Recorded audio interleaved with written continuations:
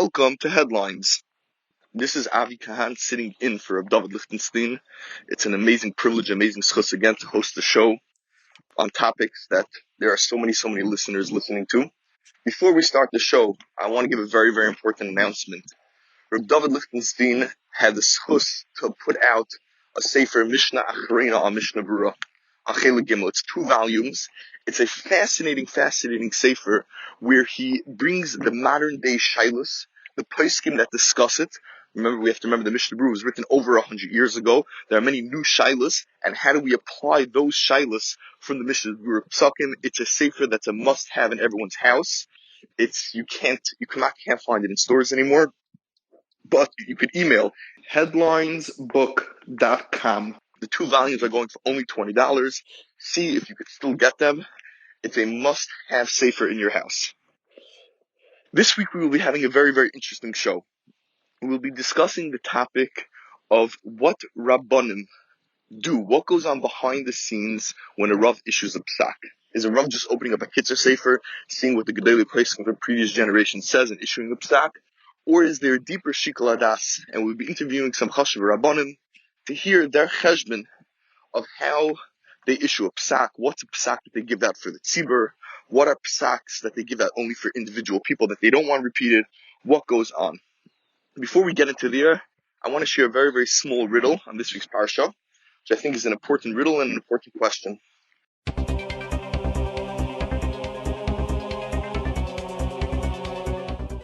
We all know that the last Mishnah in Yuma, Daf Tehei Beis, brings down Amar Rebbe Kiva, Ashreichem Yisrael, praiseworthy is Yisrael, is Khal Yisrael, Lefnei mi atem mitarim, mi mitar eschem, who do we get to become tar in front of? Avichem shebashamayim, shenemar, v'zarakti aleichem mayim torim v'tihartem, v'omar mikveh Yisrael, ma mikveh mitaris atmeim, apa kadosh baruch hu mitaris Yisrael. Just like a mikveh is mitar people who are tamei, so too HaKadosh Baruch Hu is mitaris Yisrael. The question is, these 2 psukim are both psukim in Navi.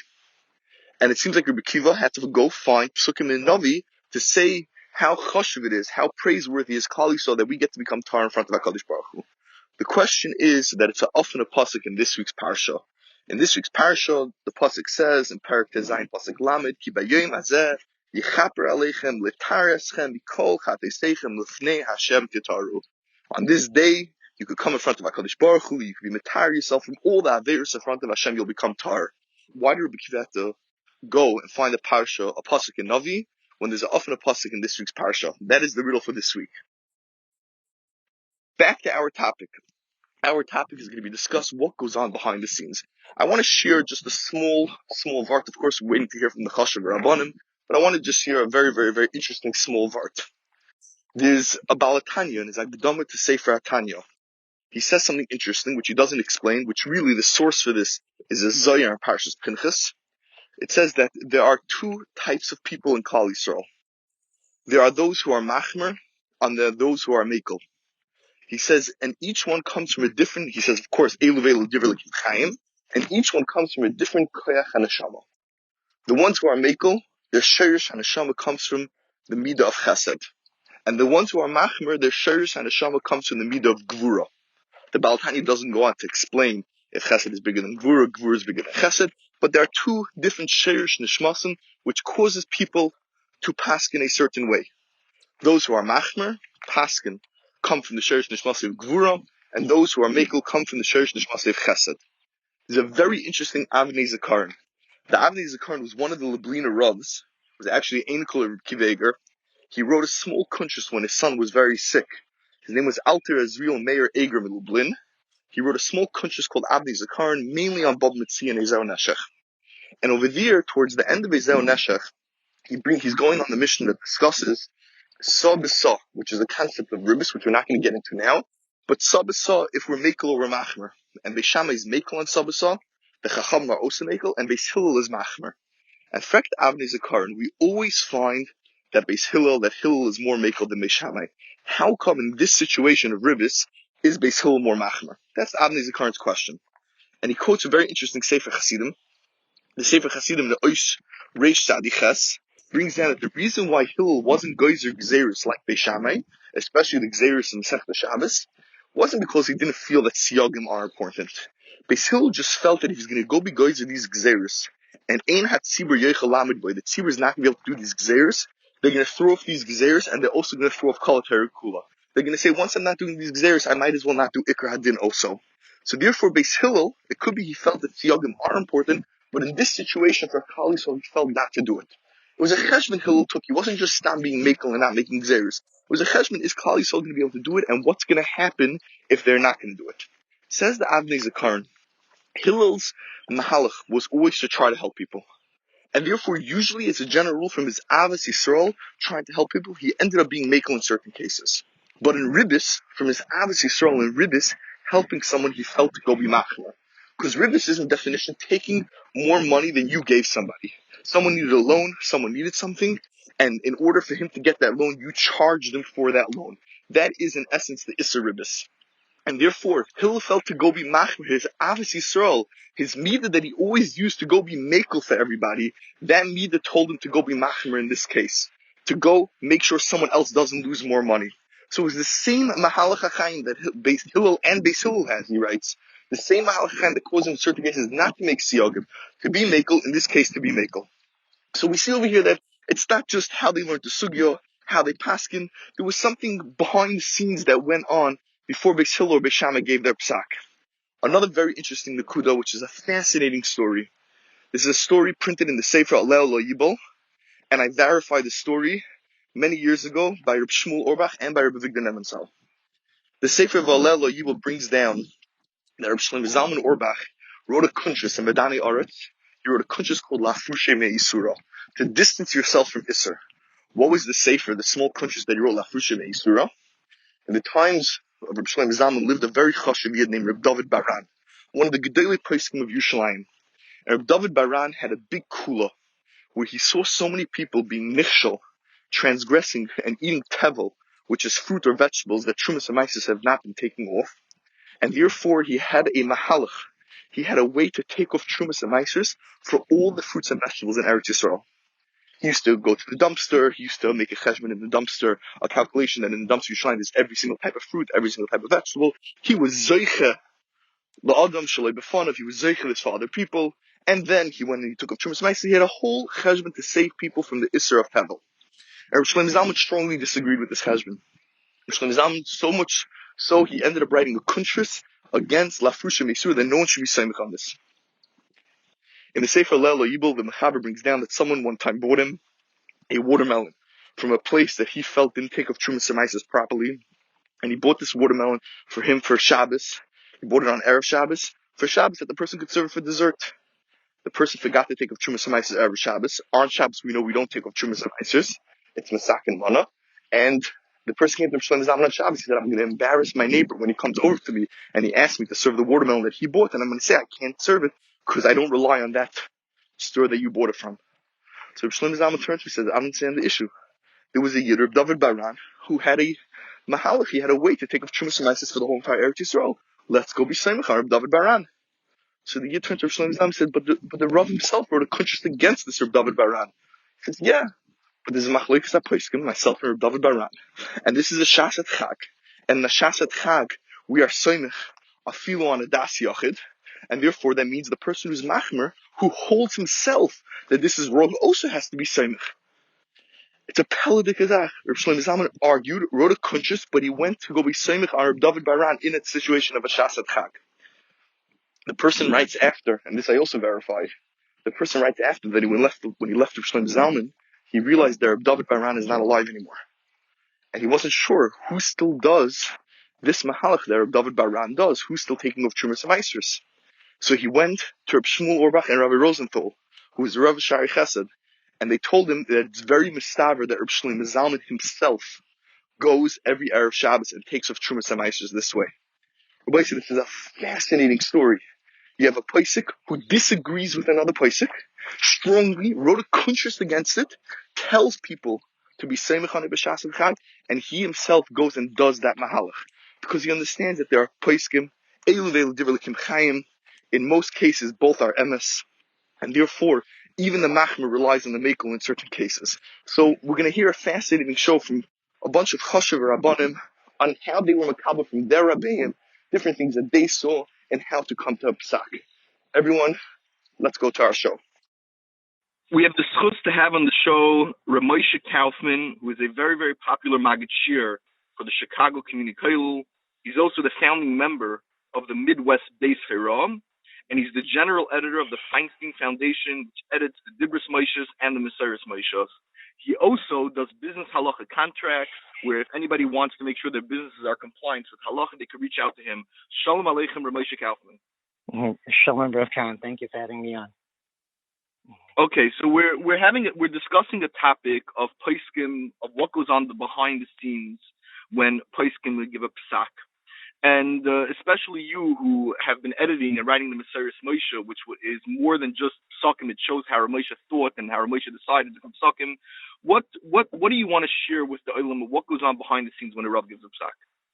Yeah, I mean, it's a very important shaila.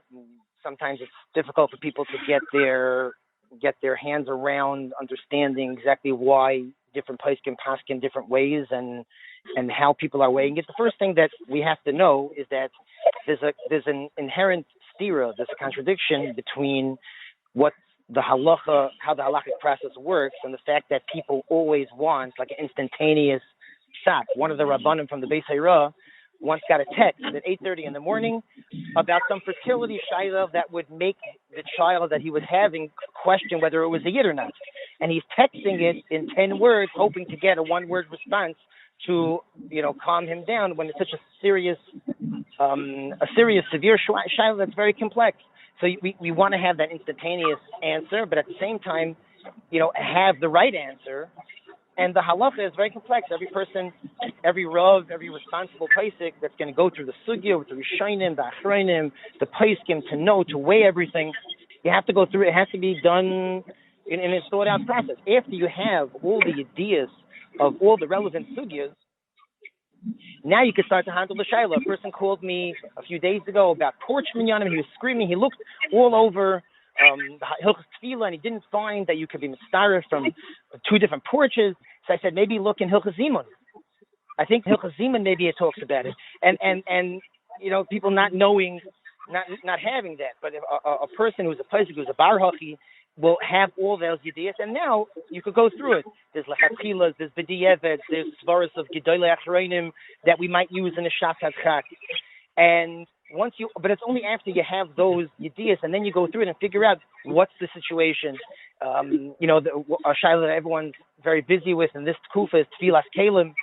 Now, tfilas kelim, it's very difficult. I saw a certain rav paskin that you could rely on hefker, even though he himself other times said you can never rely on hefker. Afilu b'shat hatzak.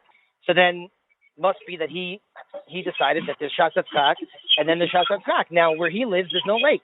In Chicago, there's a lake a mile away. So you have to read down the shiloh. Should I rely on hefker when I could just go to the lake?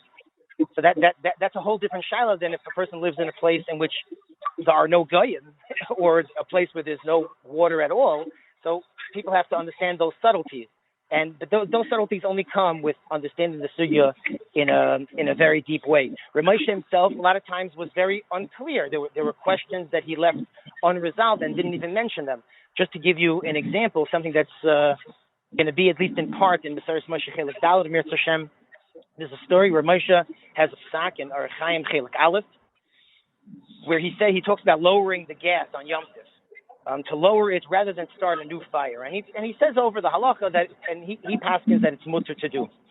There was a person in MTJ that felt that he took the liberty to educate the olam, and he put into the Igros Moshe of MTJ, he put in the words, Deloy Kimogan Avrom Freshes in Siman Tov Kuf Yudalid.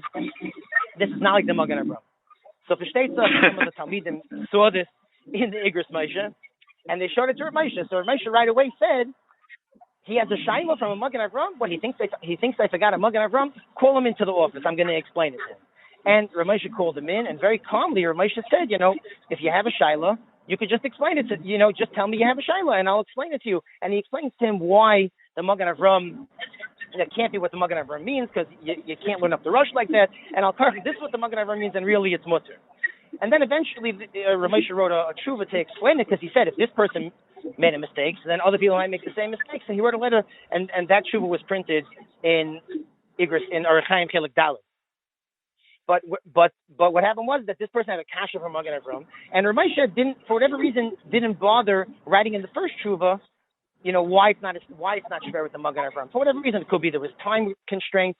It could be the person he was writing to, he wasn't holding in that sugya right now, so Moshe didn't feel that he should give him the whole sugya mitzvah Vaad safe, for whatever it is. But a person should understand that, a person should automatically say, oh, they made a mistake. The Gedolei Poskim of the Frierdiker Gedaris and Un's generation also, we have many Gedolei Talmidei Chachamim. They don't just forget things. It doesn't work like that. They have reasons why in the Shikol Hadas, and those things are always balanced. Is it a Shas Is it a B'diavad? And that's like the Aleph Beis in understanding how Psakim work. In the back room of Psakim, it's really understanding the sugya. Mm-hmm. Very interesting. Could you share with us a few Psakim from your Rabbeinu, either Psakim that you saw written for Moshe Feinstein that you feel that, okay, there was a special situation why Moshe Poskim like that, or when people ask, oh, there's a contradiction to this story, to this tshuva from this Posek, that it's really not a contradiction, that there was a special thought process that went into why it was answered like this, and to this specific community, this specific person. Could you share a few examples? Right. That's something that comes up all the time, where people will ask a stira. Either they'll ask a stira in the Igros Moshe itself, and how to work out different contradictions, and there's more than a few. And not contradictions in the Lumdis, but contradictions in what Ramesh is telling people to do. And in general, Rebbe Feinstein told me a Khal once that in places where Rav Moshe is marich, as opposed to places where Rav Moshe is mekatzer, so those things we should give more weight. Those things we should give more weight to. Or it depends who Rav Moshe is writing to. If Rav Moshe is writing to an Adam Gadol, so then that has more weight than necessarily if he's writing to someone who he's trying to keep it simple. And I did see in the notes of the Mesaris Moshe where sometimes Rav Moshe would actually look back to the tshuva to see who he wrote it to understand exactly, why he. Oh, this person. I see from the titles that I was just trying to keep it simple for him, not to make it too complex. So there are people that ask a lot of steers in the Igros Moshe itself. That's number one. And number two, people ask steers between what we call a public psak and a private psak. This could be from a tshuva. This could be from a shir that a Rav says publicly, as opposed to a psak that he gets privately. I remember once I was supposed to give a shir in Hilchos Zichron that was advertised in Chicago, and Rabbi first called me the night before to say that I shouldn't emphasize so much the heter of the Chazon Ish about Baila Be'ir. That the Chazon Ish holds that even if there's no chance that the husband will come home, he's in a jail cell, but the jail cell is a few blocks away, but there's no chance that he could show up at any time. Still, there's a psychological fear that the wife has in being caught, and that's what prevents her from even considering to do anything inappropriate. And Rabbi first said that if I mentioned, I shouldn't emphasize it so much, because first of all, Rabbi Moshe argues on that very strongly, and second of all, we don't find in the Metzias is that they have a psychological fear. So the Chazon Ish is the Chazon Ish, but still, you have to weigh things properly to know whether you could tell that to the Hamoinam, whether that's a kula that they should be exercising. So that will be a classic example. And a lot of times, and there's no real steerers. It's just weighing everything properly. I'll give you an example. First of all, we see a lot of things that the Rabbanim might do themselves as a chumrah, sometimes a kula, but usually it's a chumrah, and we shouldn't get overwhelmed by that, because that's what they're doing for their own hanog, but they're not telling other people to do that. The most classic example is Moshe when he came to MTJ, and all the years, at least for many years, and the yeshiva davened at 9 o'clock on Shabbos morning. On Shabbos morning they would daven at 9 o'clock. Now we think that sounds like a little wild. So there was a Rav here in Chicago, Rav Michal Small of Lashalom, the nephew of Rav Moshe. So he told me that the reason why 9 o'clock minyanim were shtel davek is because who would daven early Shabbos morning? The people that Rahman al were going to work. So they would daven hashkama, and they would get on a train by 9 o'clock. They were on a train. So they shtel davek late minyanim to guarantee that the only people that would come to those minyanim would be Shomer Shabbos. Because if you start davening at 9 o'clock, it's going to kill your whole work day. So he said people think the Hashkam is the tzidkis and the late minyan is the opposite. He said it's mamish not like that. He's like the late minyan was shtel davek to guarantee that there will be only Shomer Shabbos. But l'maisa, if a person starts davening at 9 o'clock, many times he's going to miss Zman Kriya Shema entirely. So he has to daven Kriya Shema early. So Rav Moshe for himself, he davened at home on those Shabbos, and that they were going to miss Zman Kriya Shema entirely, even the Grozman. Rav Moshe would daven at home the whole Shachris, and then he would go to Yeshiva, and he would talk to Prav as if he was davening Shachris, but he lemaisa daven Shachris in his house in order to make the Zman proper. Now that's not something he didn't advocate. Even the Yeshiva should change the Zman, and he didn't tell people that they should do this even privately. He did it for himself. So seeing the Rav's own hanhaga, that a person, it's b'chlal not a stira. There's things that he passes for the Hamoinam, and there's things that he does for himself. The Stifler famously said that he would do a lot more chumras. The problem is people are watching him. So then they're going to learn. They're going to learn from him. And there's a lot of things. Ramesh, if someone ever asked him, the Mishnah Berurah says you shouldn't daven mincha and Ma'ariv in the same zman on Friday night, which means if you daven mincha after plag, and then you're going to want to daven Ma'ariv also after plag, so it's going to be a tarti desasri. So if anyone asked Ramesh about the tarti, if Ramesh himself defended the tarti desasri, he said it's based on the rush, and he was very stark about it. But if you asked him privately, then Ramesh would tell you, you should avoid the shayla. If you're asking me, then you should avoid the shayla. And by davening early mincha. But in general, he was very, for someone who came just to the counter that Yemen people are doing wrong, he defended it very stark. So you're always going to have things in which the hamoy, if there's the miniga olam, and then you have what's a private hanhaga, or you have something that's a chumrah that's kedai to do. I know that Ramesh talks about yichud by doctors in the tshuva, so you have to read the tshuva carefully. He says that they zogin that yichud is mutter because the doctor is oisik b'malachtai. But Lamaisa in private, he was very, very discouraging of people getting involved in yichud shayla with doctors. And it could be history, proves Ramesh correct in being very careful, in telling people to be careful. But in the tshuva, he doesn't come out against it. But these are things that when you think about it, it's not a stira at all. He's saying that the miniga olam is to rely on this heter. But if you asked him privately, he would tell you, zichur, a person should be zahir. So we spoke about yichud and davening and other hanhagas. So that these things are just very, very classic things. A lot of times, if a big tzaddik would come to Ramesha, like a person with an overwhelming amount of Yerushalayim, Ramesha would always tell him lahafmir because that's what the person needed to hear. The person needs to hear. Let me ask you a very interesting question. One of the things that changed from the modern day that we live now in 2020 to 50, even less, 50, 40 years ago, is technology. What does that mean? It used to be you had to ask a shayla to a Rav, so you have to go to the Rav's house. The Rav saw you, said hello to you, maybe sized you up a little bit, like you just said, overwhelming your shemaim or not. Then things changed, evolved. People started calling on the phone. Okay, you could still speak to someone for a couple of minutes to try your best to size the person up. Of course, you don't know, But now people are texting and emailing shaylas. Explain, is there a difficulty? Is there a different now that certain times Rabbanim don't know who's asking the shayla? Or, explain what goes on, depends on who's asking the question. How does the Rav make a decision? Mm-hmm. Yeah, of course. This is a tremendous problem. It's a tremendous, tremendous problem. And it's a problem for many, many Rabbanim.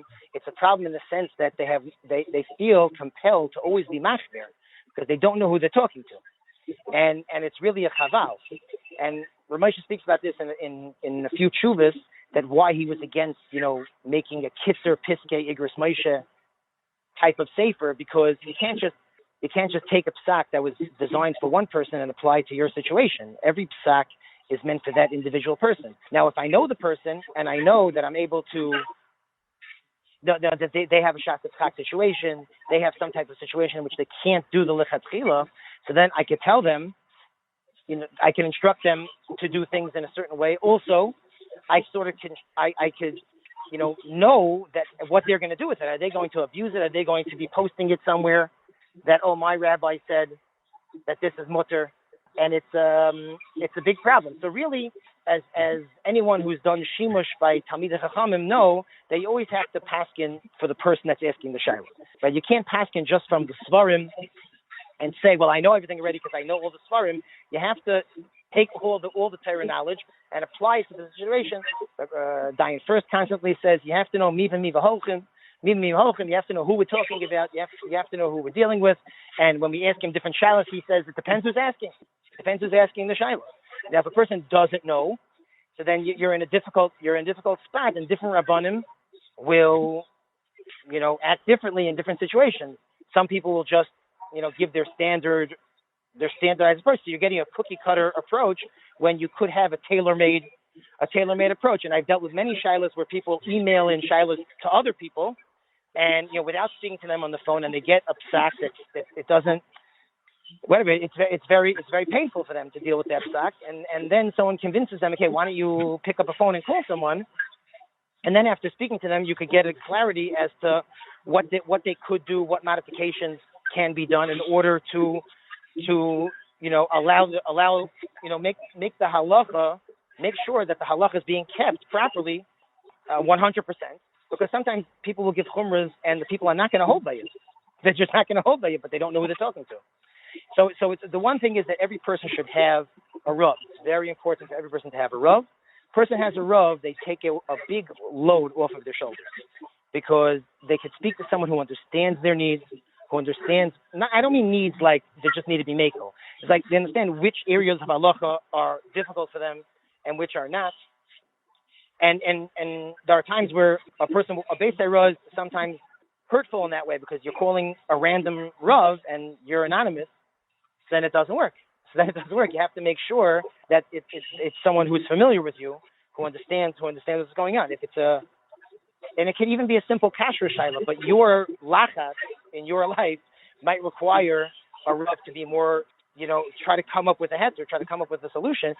It's awesome. It happens like that. But it's very important that a person should have a kesher to a rav. You're right. Because of technology, we feel like we have access to all the information.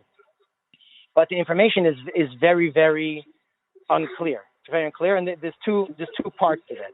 The information is, number one, it could be it was tailor-made for that person, l'kula or l'chumra, and you don't really know. Number two, you don't know at all if the what was said. What was the psak? The psak was that it's mutter. Just to give an example, wearing masks in areas that don't have an eruv, or reshus harabim d'oraisa. So could a person wear a mask on Shabbos? So, okay, this Posek said that it's mutter. Okay, so 1 second here. I got 3 different shilas in 3 days. The first person asks, can I wear a mask to protect myself? That's one shilah. The second shilah is, can I wear a mask? I myself, I don't care to wear a mask. I just don't want to make anyone else sick. So I'm wearing it to protect somebody else.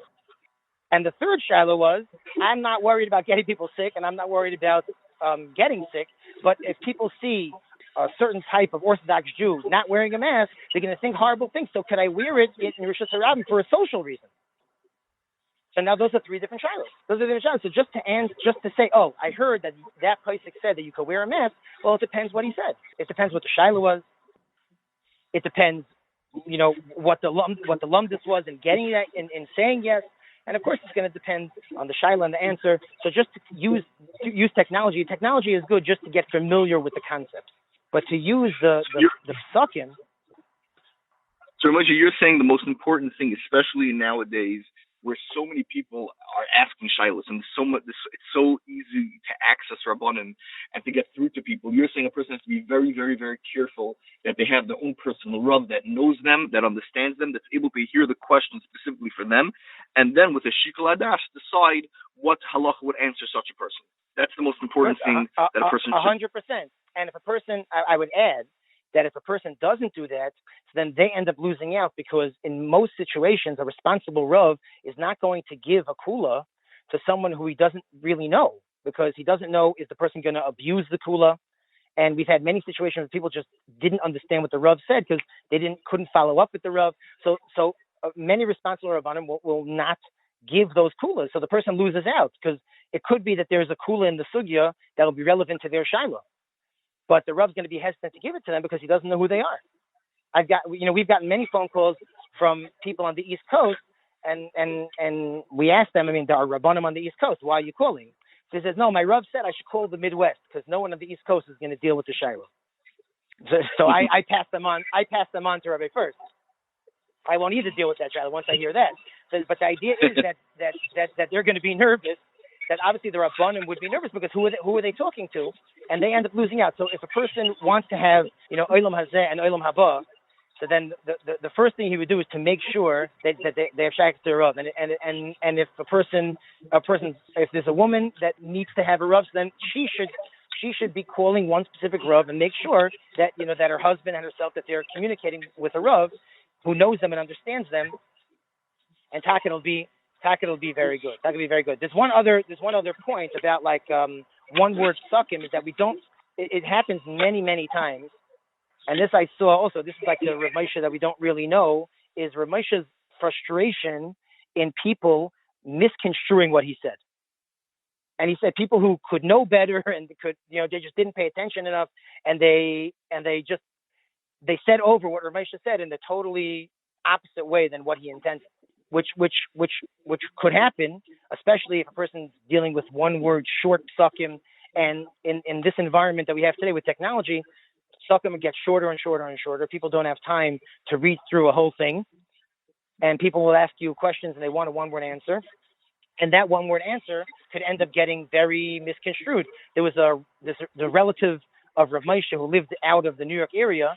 And when he would come visit Rav Moshe from time to time, Rav Moshe said to him, I love when you come visit because every time you come, I hear a new psak from Rav Moshe. Like that idea of hearing something that you have to figure out what he did say and how the game of broken telephone happened. But here it just happens. Like there's something that people go around saying that Rav Moshe held there's no bishul akum by factories. So, but when you look into it, you look in Masaris Moshe Chelik Beis and Rivvei Sefraim, he brings a letter that Rav Nata Greenblatt wrote, and it says over there that Rav Moshe looked over the letter. And there Rav Moshe was talking about very specific types of cooking process that you can't repeat at home. So he's saying if a factory has a very unique style and how they're able to cook the food, that it could be that's not included in the Isurim of Bishul Akum, Ayin Sham. But just to say in a general sense that there's no Bishul Akum by factories, that's like the oversimplifying of what Rav Moshe said could end up leading to a big mistake. There's a story, two brothers that were in Yud Beis Chodesh for their father. So they had a shiloh about going to a certain chasana. So they both asked the same Rav, and they got two different sukkahs. Now how could that happen? The first one came to the Rav and said, should I go to the chasana? And the Rav said, better not to. And the second one went to the Rav and said, should I stay home from the chasana? And the Rav said, it's better not to. So without really putting everything together, so that ended up with two different things, based on Avada. It's based on the Shiloh. It's based on the Shiloh, and it's based on, really understanding. So a person should much of the Rav. And not that the Rav gets paid too much, he says, but make him earn his money. I don't think any Rav is ever bothered by someone who really wants to understand what the Rav is posketing. Not to lump this, because unless you're willing to sit down and go through the whole sugya, but just to understand clearly, let me make sure I understood what the Rav is telling me to do. Right? Don't worry about that. Don't worry about bothering the Rav. The Rav is very happy to be bothered, to be madrich everyone in al derech ha'emes. You never have to worry about it. And if a person will do that, so he'll be zeiche to go in the derech Hashem in the best possible way. Thank you so much, Rav Moshe. Thank you so much for educating the Olam, especially with the experiences you have with answering shilas both in business halacha and leading the Beis in Chicago. Thank you so much, Rav Moshe Kaufman, for being on the show. Okay. We have Yeshiva Spekar. Amen. We have the schus to have on the show Reb Aryeh Lebowitz. Reb Aryeh Lebowitz is a Rebbe in Yeshiva Rabeinu Yitzchak Elchanan and the Rav of Beis HaKnesses of North Woodmere. Shalom Aleichem, Rabbi Lebowitz. Aleichem Shalom. Thank you so much for having me. Okay, we are doing an interview with Rabbanim who give psukim, who help and are madrich the tzibur and how to act when they have halachic shilas. And we're trying to get a sense of what goes on behind the scenes when a Rav issues a psak. When both l'kula and l'chumra, to who they're asking to, from your experience, what's something that you want to share with our listeners? This is a very, very big topic. I would first say, just al derech hakdama, that by way of introduction, that Rabbi Menachem Penner once told me that he was talking to Rabbi Yitzchak Berkovitz, and Rabbi Berkovitz said that he's able to explain how Psak Halacha works, specifically because he does not view himself as a great posek. I mean, he gave a mashal. There used to be a manager in Major League Baseball, Billy Martin, and as a baseball player, he was a terrible, terrible player. But he was an excellent manager. And someone asked him, like, how do you tell other people how to play the game if you weren't even such a good player yourself? And he said, look, if you had Joe DiMaggio trying to explain to someone how to hit, it would never work because it just came so naturally to him. What do you mean how to hit? You hit the baseball. He said, but I had to work so hard just to get to where I got. I had to think about how all of this works. So I'm able to explain it a lot better. So Rav Berkovitz, who happens to be a great posek in his own right, but he was humbly suggesting that he was able to explain psak because he isn't one of the great poskim. That sometimes a person has a certain chush for psak that can't even be explained by the person himself. So that's my akdama, because I feel like it's a little bit almost inappropriate to talk about psak halacha with someone at my level of the Rabbanis.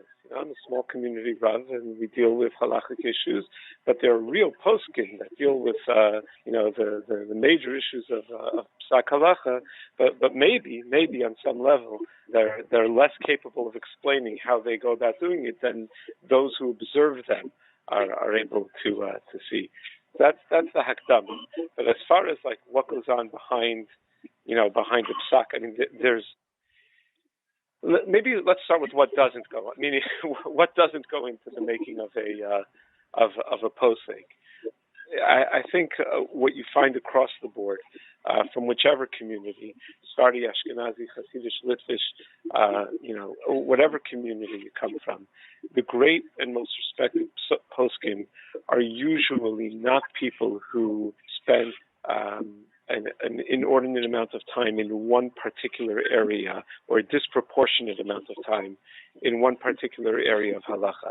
They don't even become the great poskim in that particular area. To be a great posek, a person has to have this incredible broad, to really have been through Shas and have an understanding of Kala Torah Kula that goes into developing this like sixth sense for psak and for the way the Torah thinks and the way the Torah views things, and how to measure what's a shas hachak, and to understand the mechanism of sex feka, and to, all of these things are developed and honed by really seeing it in practice through Kol HaTorah Kula. So that's like almost one of the most. I remember Mori Rabbi Rav Shechter told us that when he was studying for smicha, when he was trying to learn Yeridea, so what he would do to test himself is he would go through a shaila that was sent to Rav Moshe Feinstein, and then he wouldn't read Rav Moshe's tshuva, and he would write his own tshuva, and then he would compare his tshuva to Rav Moshe's tshuva to see if he got it right.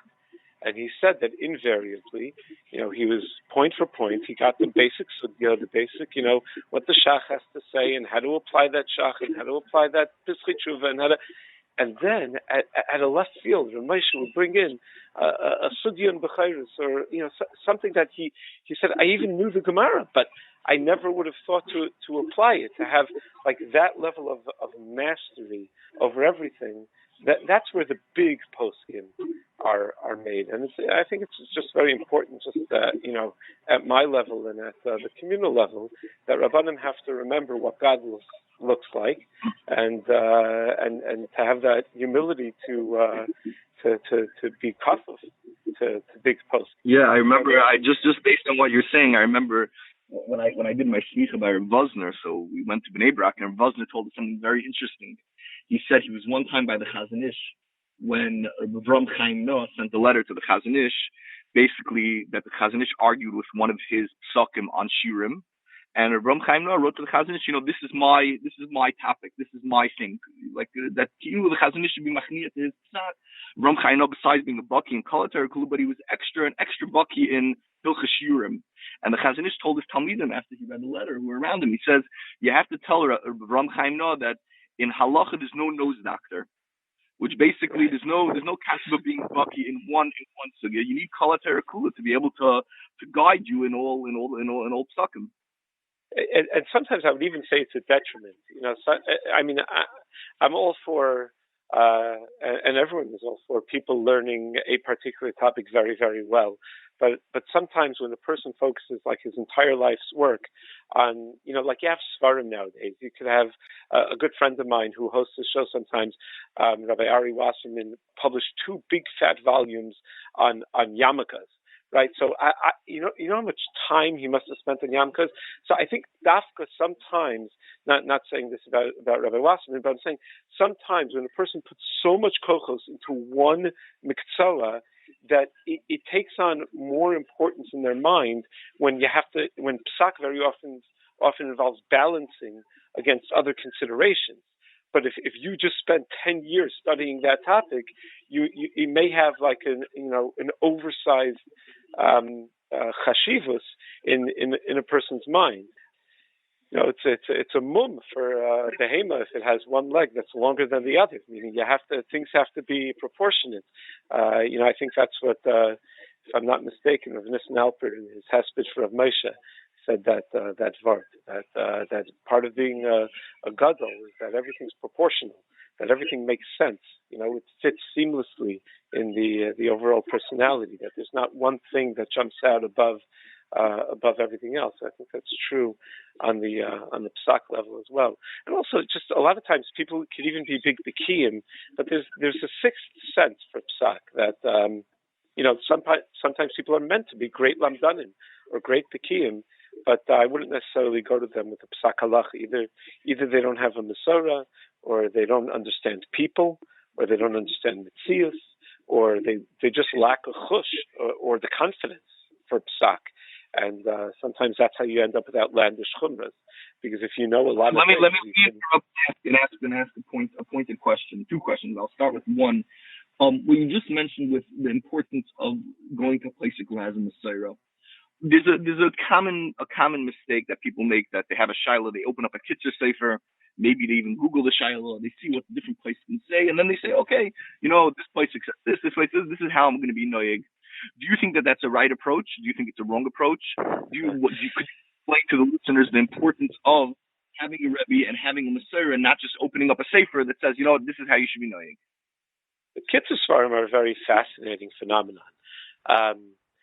Kitzur Svarim definitely have value. I remember talking to Rabbi Rav Asher Weiss, and he was explaining to us what he views as the value of a Kitzur Sefer. Not really a Kitzur Sefer, I would say like one of these, like a Sefer that takes a topic and is like an encyclopedia, but on that topic, and which is a very popular thing nowadays, but it wasn't always. And he said, like, I wouldn't trust such a Sefer for Psak, but for Mar Makomos, it's fantastic.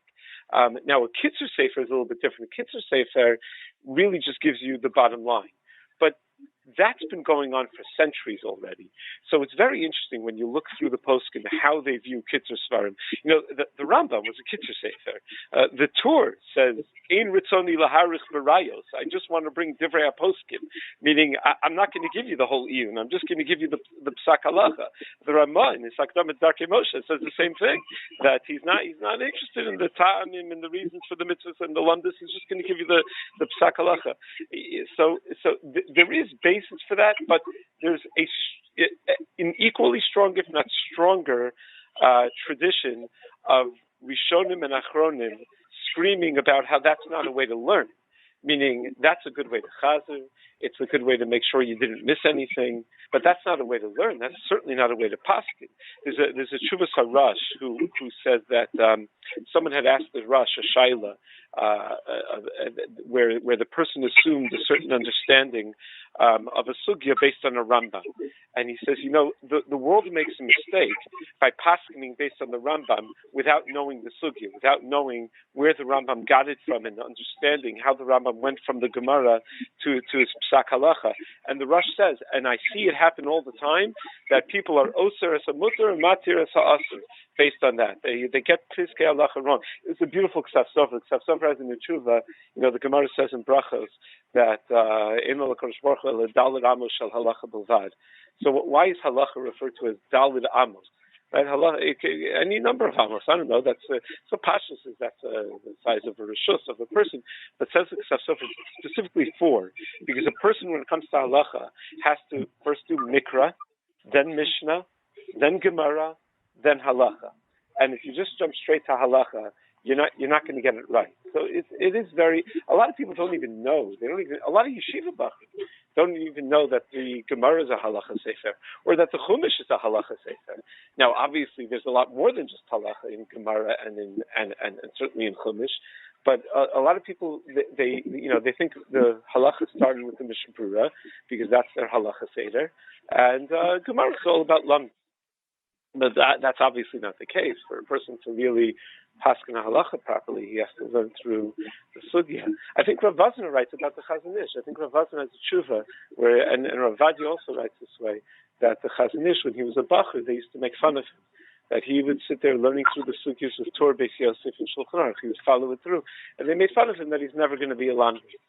So I think Rav Wazner writes in the tshuva in Shevet HaLevi, and that's why everyone else became everyone else, and the Chazon Ish became the Chazon Ish, because he understood how to learn the halacha properly.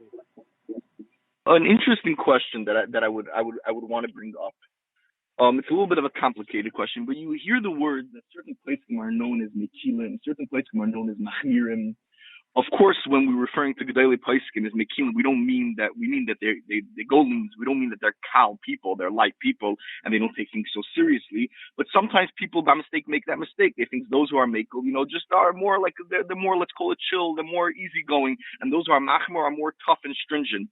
Could you share some wisdom on the concept of someone being mekel, someone being machmer?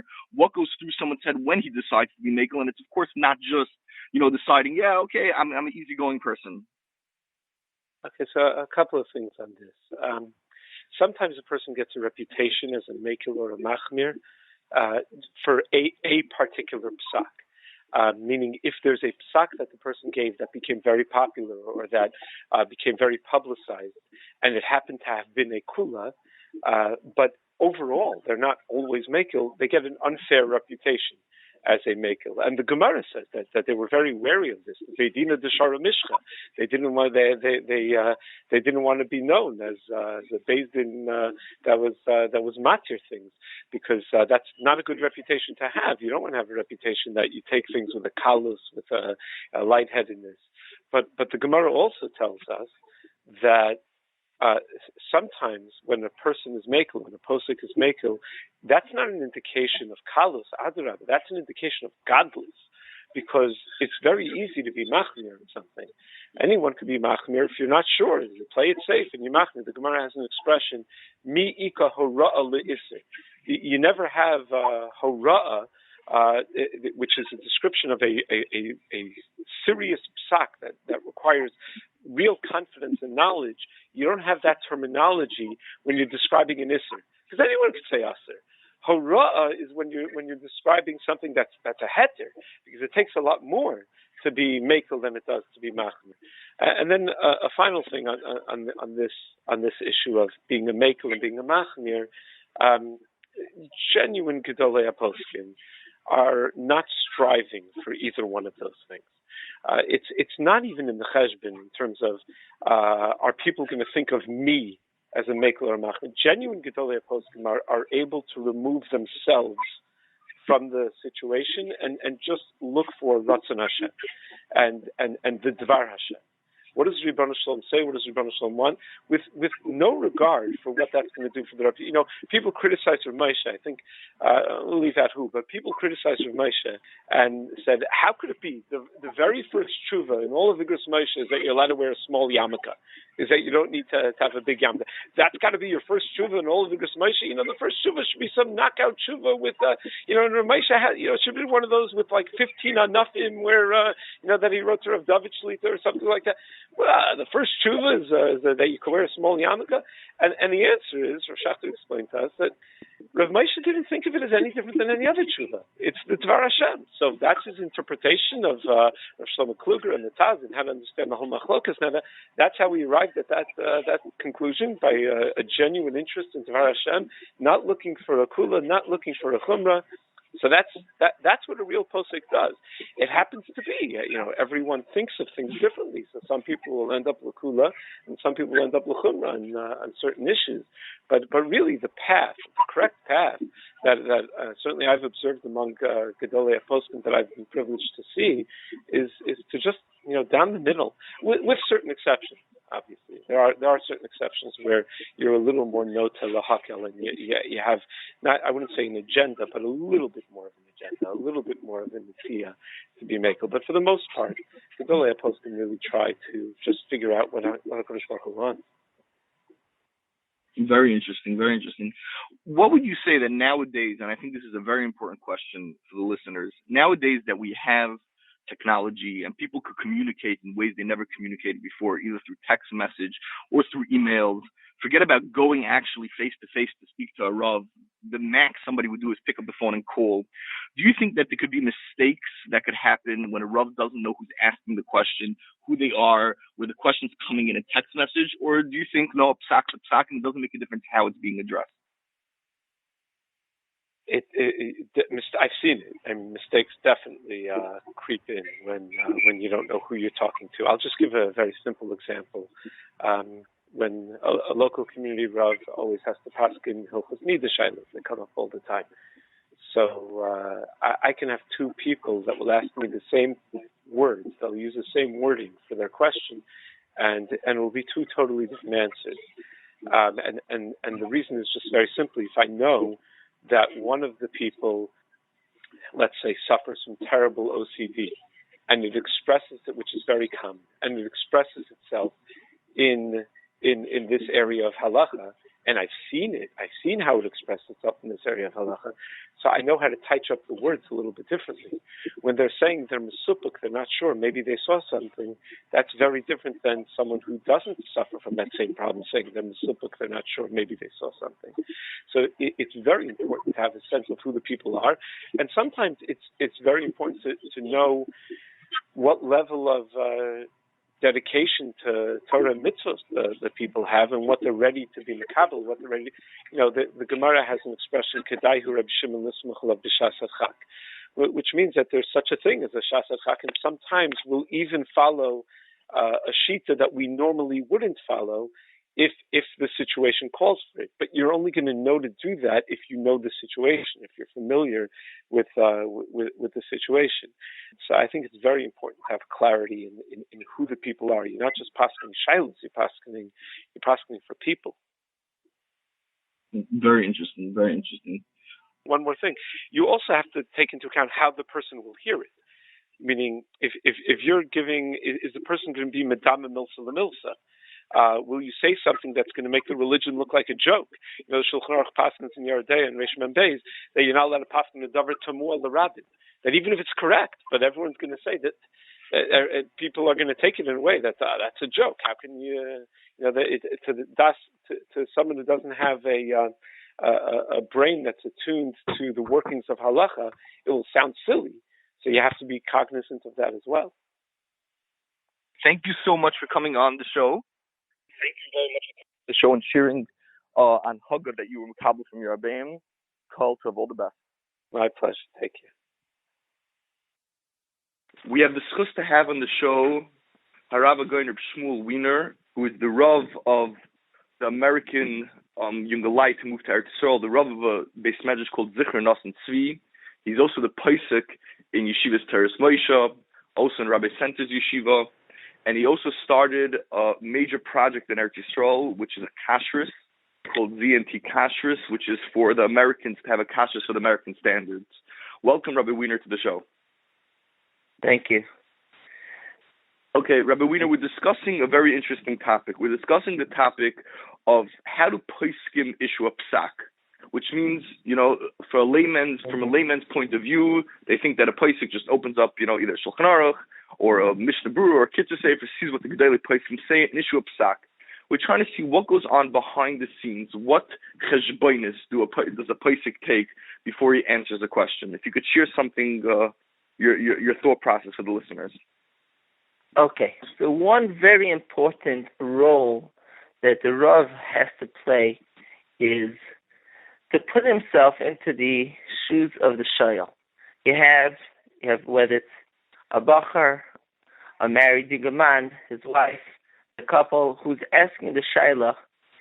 The Rav has to be able to understand what his background situation and the shayla that he's and where he's coming from, and the reason why this is very important is because when paskening a shayla, so many times when going through the sugya and going through the inyan of the halacha, one realizes that there's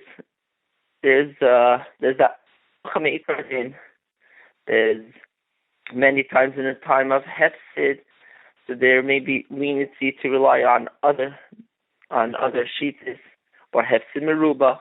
In halach, we find many times when it's erev Shabbos, there could be leniencies in certain halachas.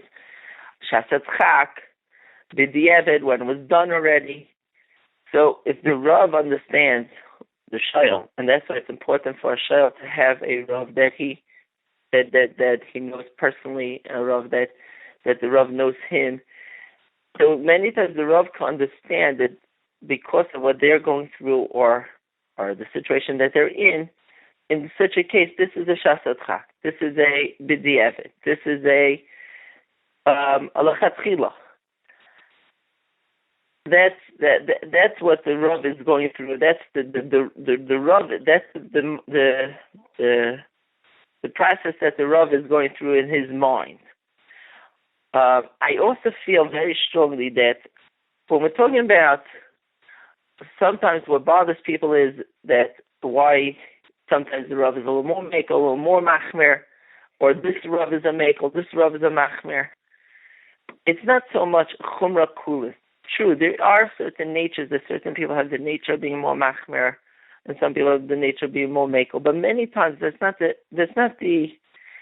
what's happening, that he's a machmer, he's a mekel. Many times it's the clearer the sugya is to the Rav. The Rav sees within the halachas how it could be done in a hasidic way. Many times in Hilchos Shabbos, a very standard example is, let's say, boirer. There's a heter way to do boirer. If you take the oichel from the pseiles for immediate use, with not with a kli, so someone can ask a shayla. The Rav could say it's aser, or the Rav could respond and say, you know what, this way is aser, but I'll tell you how to do it in a hasidic way. So many times that's what the Rav is. The Rav is looking for a way that it's done l'chatchila beheter.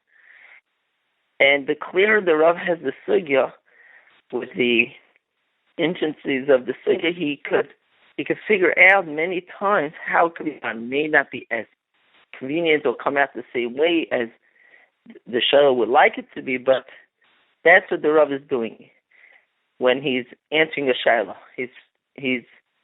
He's trying to help the shayla out with the problem issue that they're asking about. Very interesting. So could the Rav give us an example of both?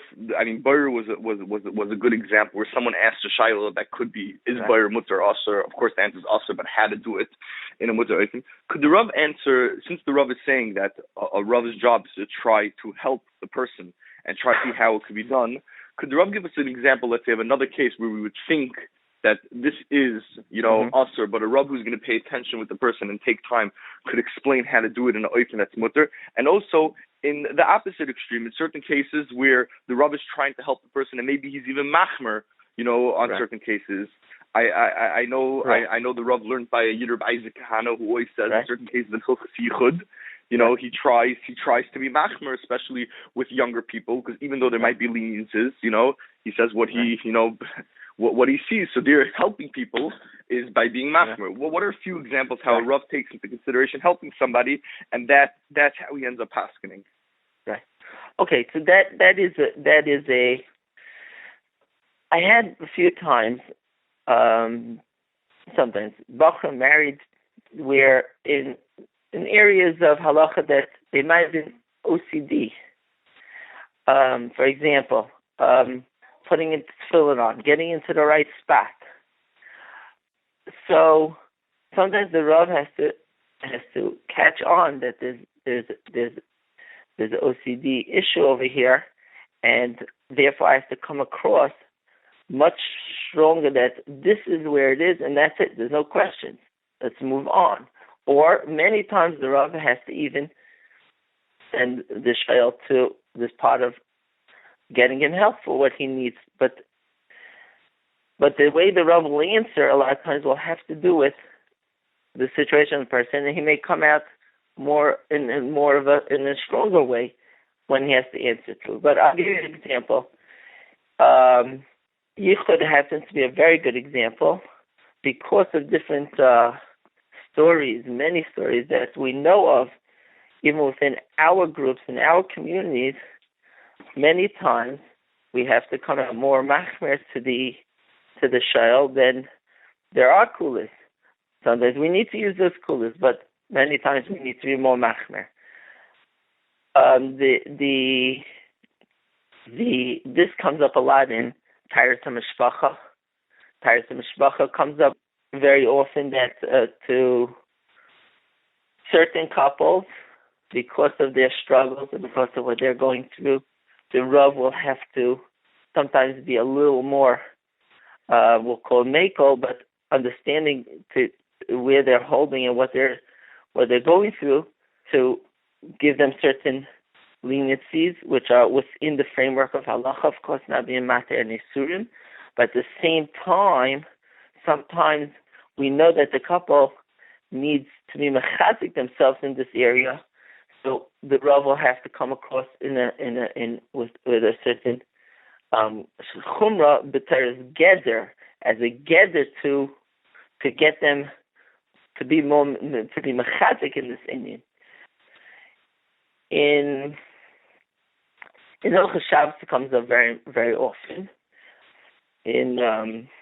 We quoted before one of the interviews a Sefer Hasidim. The Sefer Hasidim says in Siman Reish Sadiches that the reason why Beis Hillel wasn't machmer on chumras that Beis Shammai was machmer on, and he's referring to B'dafka, the Yudches chumras that the Gemara brings down in Shabbos, the Gzeirus is because he felt that even though he agreed that siyagim are important, he felt that Khal Yisrael is not ready to accept these siyagim, and if we're going to tell them to accept it and they're not going to do it, they're just going to give up everything. It's going to be either all or nothing. Does the Rav feel in our generation, where again the Rav is answering to hundreds and not even thousands of Americans that are coming to Eretz Yisrael, is the Olam capable of accepting upon themselves chumras? Is for certain people, if the chumras are getting too much, then everything's becoming mutter. Certain people should be kaddish asmei b'mutalach, certain people not. What's the Rav's feeling when what the Rav is seeing from the people who are asking questions? So I feel very strongly that I can't speak for everyone, but for many of our shalim, the chumras that there are, and creating new siyagim or new gedarim, it turns them off. It turns them off. And again, not that the Rav is being makel or being matter anything which is really aser.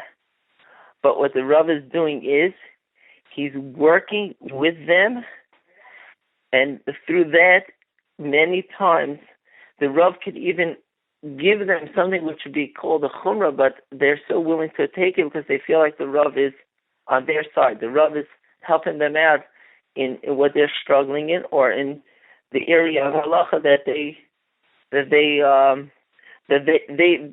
asking about. I think in general, again, it's hard to answer.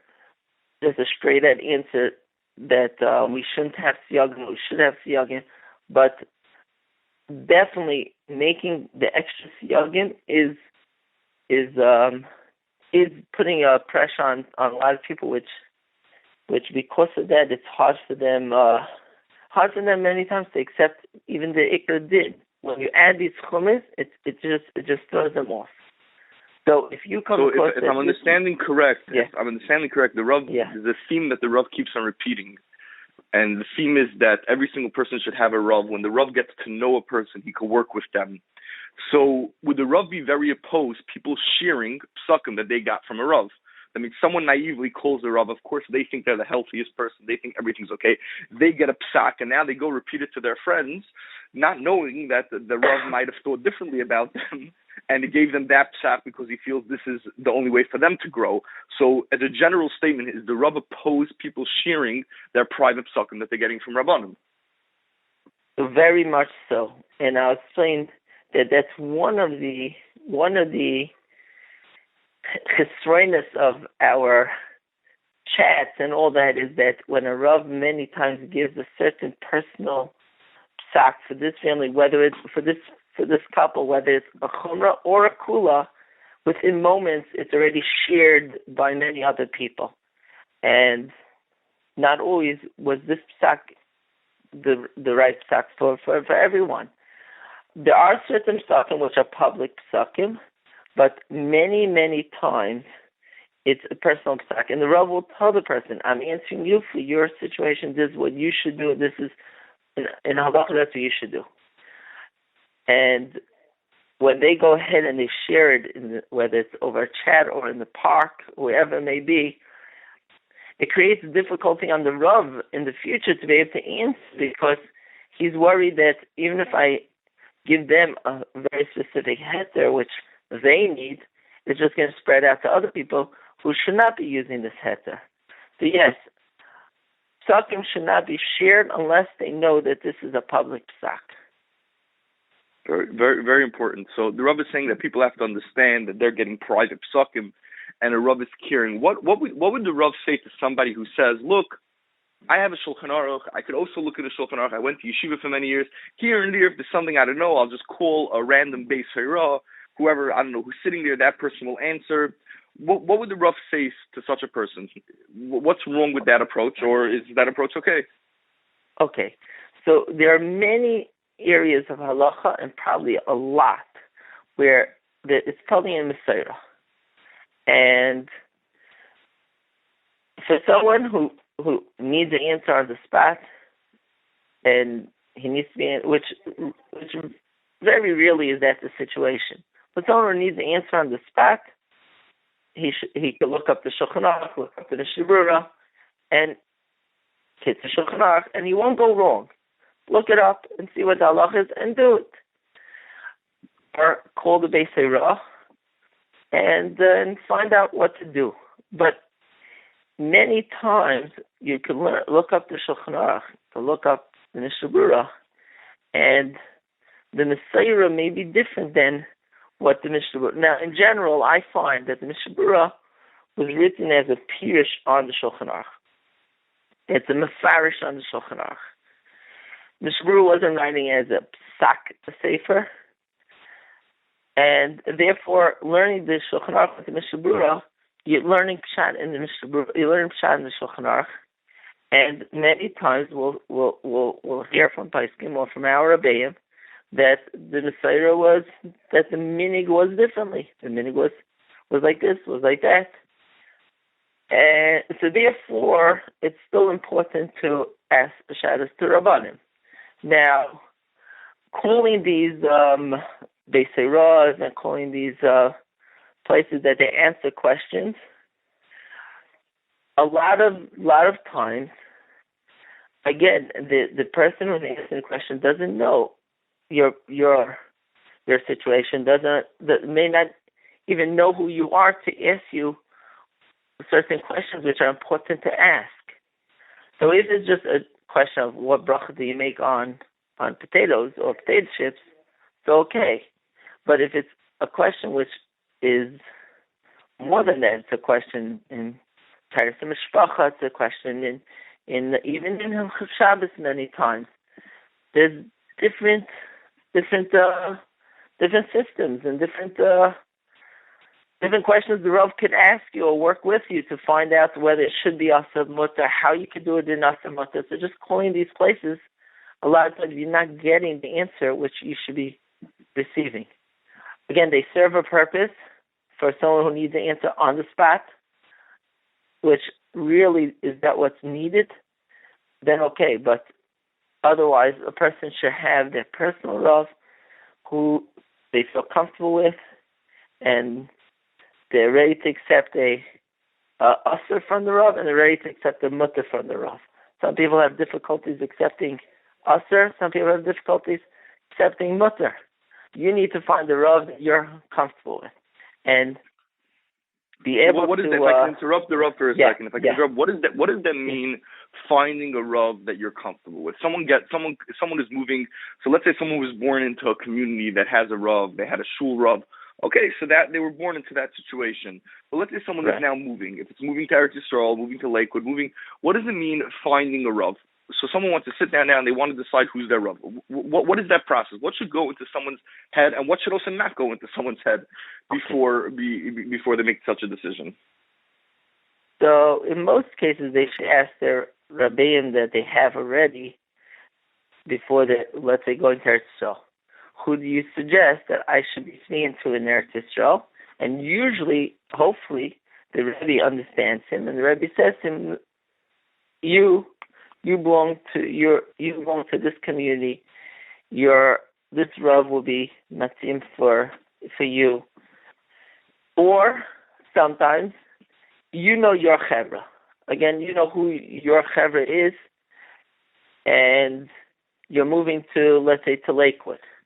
Lakewood has many different rabbanim all around Lakewood, in Lakewood, next to Lakewood, and you don't know. You don't know who do you go with your shabbos to, who do you call, who will you be able to approach, who's approachable, and all that. So you know your chevra. Usually, if you ask your chevra who they speak to, that's the Rav you can go to. But probably it's better to speak to the Rav who you had already, your family Rav, or where you're coming from, or some Rebbe of yours, to advise you who to go to in the city you're moving to. Mm-hmm. So the Rav is saying that everyone has to have a Rebbe, of course, and when you're ready to move on and you're ready to look for a Rav and a Posek, the Rebbe who knows you should be telling you exactly what you're looking for and who should be your Posek, who should be Mazach you for the next steps of your life. He also understands you and knows you in order to give you the hadracha. Another interesting question, which is a much more complex, complicated question. Okay. There are certain rabbanim known in Khal Yisrael as mekilim. There are certain rabbanim who are known as machmirim. Of course, chas v'shalom, none of the rabbanim who we call mekilim are Khal people. They weren't light people who didn't take halacha seriously. They from the biggest Yerushalayim, and those who were machmer. Chas v'shalom, when people throw around the word koyach der teirad, it's not chas v'shalom that they didn't learn the sugya shulchan aruch properly. But there is a split in Khal Yisrael of people who are more mekel, people who are more machmer, people who are in the middle. How does that happen? How does a person looking for a Rav and he says, "Oh, I want to find a mekel," that's the person. Or a person looking for a Rav. Could a person jump? Could a person have two Rabbanim? Says, you know what? This Rav in Taras Mishpacha is mekel. This Rav in Hilchos Shabbos is mekel. This Rav in Hilchos Pesach, and he jumps around. Could he have 4 or 5 Rabbanim? What takalos could happen if someone doesn't go with the normal system? Okay, so on the first part, many times we have machleksim, and both days are brought down in Shulchan Aruch. The Shulchan Aruch will bring down a Yeshiva like this and a Yeshiva like that. They're both brought down, or the Shulchan Aruch will pass in one way. The Magen Avraham, Taz will have machlekes and understanding the Shulchan Aruch, which will come out of nafkamina halacha. So a lot of Rabbanim feel that, look, we're talking to B'nai Torah, to Yerushalayim. If there's a sad over here that one might be being over on the Isser, Chil Shabbos, or Taiz Mishpacha, or making the wrong bracha. So be machmir, and let's try to fulfill both. Let's try to get in both shittas, or just stay away from it and not get involved in the suffix. And that's what we refer to as the machmir, which is mahalach. It's a valid mahalach. Does that mahalach work for everyone? Probably not. There are yechidim that are on the madreg of going with this mahalach, but certain rabbanim feel that for their kila, for their sha'alim, that's where it should be. The mekilim is not because they feel that we have to be makel. They're giving us the psak that this is the psak, this is the Messiah, this is the psak with clarity. This is the psak. And if one will want to be more machmir in that Indian, so he'll speak to the Rav personally. He'll say, you know what, I want to make a Kabbalah that even though it's mutter, I want to make a Kabbalah in this area. Even though there's a kosher Erev over here, I want to make a Kabbalah not to carry here. I want to go like the machmir. The Rav told him that it's mutter to carry in this area. I want to be machmir. The Rav told him that you could be semach on Rav Moshe for Chavstam. He says, you know what? I want to be machmir in this Indian. Now the Rav could speak to him and understand him. Is this a good Indian for you to make a Kabbalah in? Which Kabbalah is always very good for everyone. We have to find which area it will last and which areas we could make a Kabbalah in. So the Mekel is just telling him that Halacha L'mai says this is the Psak, this is the Messiah, this was the Minig. Now, you want to be Machmer, so let's discuss if this is the right place to be Machmer. Someone who jumps from one Rav to another Rav, it's true. He can have a Rav in Hilchos Shabbos, a Rav in Hilchos Tayis Mishpacha, and a Rav in Chosh Mishpat. Even though sometimes halachas do overlap each other, and it could get confusing that your kula is a chomer, your chomer is a kula, or something like that. And that's why, of course, it would be preferable to have one Rav. And nowadays, it's sometimes very hard to find that because we don't have that many that are Bekim and Kol Dal Chalki Shulchan. So a person who does choose to have a Rav, this is the Rav he speaks in Hilchos Shabbos, this is the Rav he speaks in Hilchos Tayis Mishpacha. Hopefully the Rav himself will understand, wait, this overlaps the Chosh Mishpat Shaila, and he'll have to refer to the Chosh Mishpat Rav and work it out together. Did I answer the question? Perfect answer. So two more questions. Yeah. Two more questions. Something that the Rav mentioned, and then something else. The first thing the Rav mentioned is that there are svarim to look into that paskin halacha. The Rav explained that the Mishnah Berurah feels the mefarish on the Shulchan Aruch, and then the Rav said, and it's important that there might be, you have to find out what the Messiah is in. So it seems like a lot of psak go after Messiah, and therefore you have to go to Rabbanim who have a Messiah, who learns from a Rebbe, Could the Rav maybe share with us an example of what that means, of a psak that you would think goes one way, but the Messiah tells you, look, this is the Messiah in Khal Yisrael, how we've been acting, and these are how we makabel from our Rabbeinu and our Rebbe. I'm just going to throw out one example that we both one time heard from Rabbi Isaac Kahan. We know Rabbi Isaac Kahan he takes the Pri Megadim very, very seriously. He calls the Pri Megadim his Rebbe, and the Pri Megadim happens to be machmer on listening to music on Chalamoy Pesach because of Sfira. Those who hold the first half of Sfira, the Pri Megadim is machmer. And his daughters asked him one time if we're allowed to listen to music, and he says, look, the Pri Megadim is machmer, but he says, I usually go to Pri Megadim, but find out what the minig in Yerushalayim is.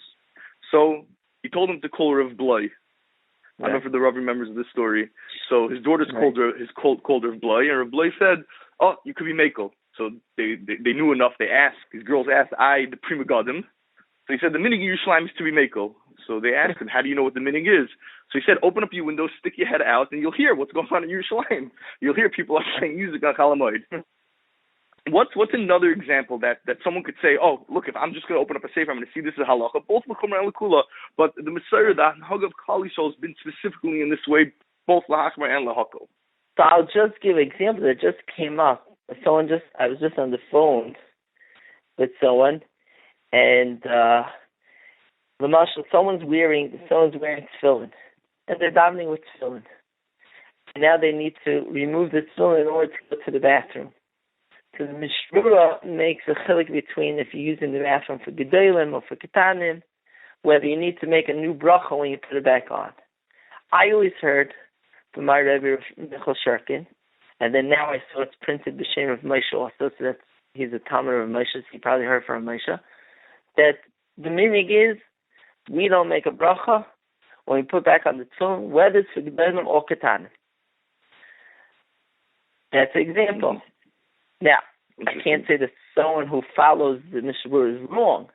Just this is the Messiah received, and I find this comes up in many areas that the Likud Sfarim. Nowadays we have Likud Sfarim on every Indian, which is like an encyclopedia on every Indian. The Bikiyim, the Chazir said our dar is going to be a dar of Bikiyim. And we have many Sfarim and thick Sfarim on each Indian that there is, which is beautiful. But again, when one wants to paskin, it can get very confusing if they're seeing so many different sheets. In Hilchos Avelos, it comes up a lot that there's different sheets, and the question is, where do we go? Who do we follow? So we have klalim. Every Rav, I wanted to mention that every Rav has to really learn the klali hapsak beforehand very well. In Yeridea, there's Yeridea, in Cheshanishba, there are Ramot, there's a Shach, which goes through klali hapsak. And to be familiar with the klali hapsak, which takes us back to the point that we said that sometimes when there's a rabbin, there's a yachid, so we're passing like the rabbin, but there are times when we could be seimach on the yachid. There are different klalim to when we consider something shasat chak, when we consider something comes to minhagim also. The Pri Chadash brings down in Hilchos Nedarim a list of, I think, over 20 different types of minhagim. Some of them which could be mekel b'diavad or shasat chak. Some minhagim are considered neder shoda barabim, which you can't even be matir. Some minhagim one could be matir. So a lot of times the Rav could respond with those klalim to the person and figure out if this is a minig that he could be mekel or there's a minig that's it. It's accepted minig kidneys. It's accepted minig by minig ashkenaz. It's very hard to be mekel on that. As opposed to brachs, it's easier to be mekel in. Even though we mentioned Messiah plays a big role, but at the same time the Rav also has to know the klei psak.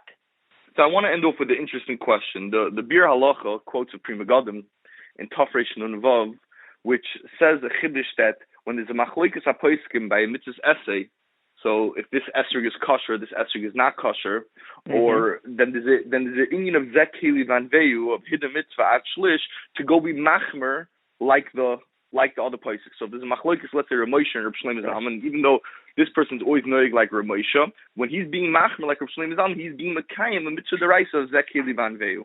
That's the thing. So I understand to go be machmer by a mitzvah's essay. Every time you're machmer, you're mekayim a mitzvah's essay. Right. When a person is machmer on a lois essay, he's not going to do something. What is he being mekayim? So of course, either he has Yerushalayim. It's a Metzias by him. He has Yerushalayim. He is afraid of transgressing, and therefore he is going to end up being machmer. So it's not that he's being machmer; it's that he has Yerushalayim. Okay, so then such a person could be scared. He's scared. Right. Or we know there's a concept called a milsa de chasidus, going with fnimishur sadin, and we know the Mesilas Yesharim is ma'arich on those who go with fnimishur sadin. He has a parak called mishkalach chasidus. They have to be very, very careful because if not, they're going to make big mistakes.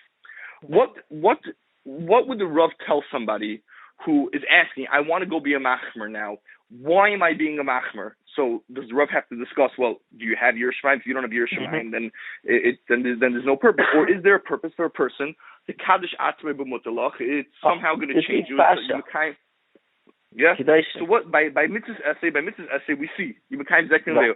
By Lois essay, is that what you became? You became the kedoshim to you according to the Ramban?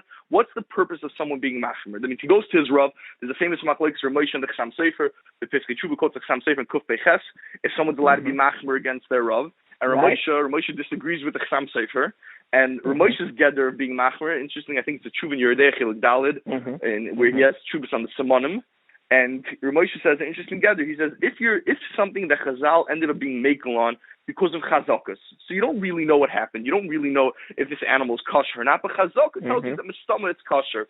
The Moshe says you could say, look, I don't want to be savich on these chazakas because it's very possible that it's not kosher. But if there's a psak and it's klar, like something bottled with shishim that it's kosher, Moshe quotes the minchas that you're not curious if you're machmer. So to be machmer seems like it's a complicated sugya. It's a lumdish sugya. So there are takalos, like the Field Sham says, there are takalos that can happen to somebody who's machmer, because you could be goyrim, you could be goyrim other problems he's married. So someone who comes to the Rav and tells the Rav, look, I want to go be machmer. How's the conversation that the Rav has with him? If the person learned that he needs a private Rav and he comes to the Rav and he's saying, look, I want to be machmer in these stuff, how does the Rav talk to him? Okay, so this happens to be a common question, a common conversation with a lot of people, and like Rabbi Kahan mentioned, that it could be coming from many different sources. Here again, I'm going to stress it again. If I know the person, sometimes this comes from nervous. He's nervous. He's just nervous. He's nervous, and it's the nerves are building on him, and that's why he wants to be machmer. So sometimes, I'll give you an example. Someone calls up with a shaila that they use the fleishig pot for ABC, for whatever it may be, and la halacha it's muta. But I know this person is nervous, and so it's not such a big deal to kasher the pot or to kasher the fork or kasher the spoon. So then, you know what, be machmer, just kasher the spoon and everything will be fine. Even though maybe he didn't have to kasher it. That's a small chumrah. But when someone's coming, so sometimes that's where it's coming out of nerves. Sometimes it's coming out of Yerushalayim. He worked through this sugya, and he feels that he has a nitiyah that he wants that this should be an area that he's going to work on. That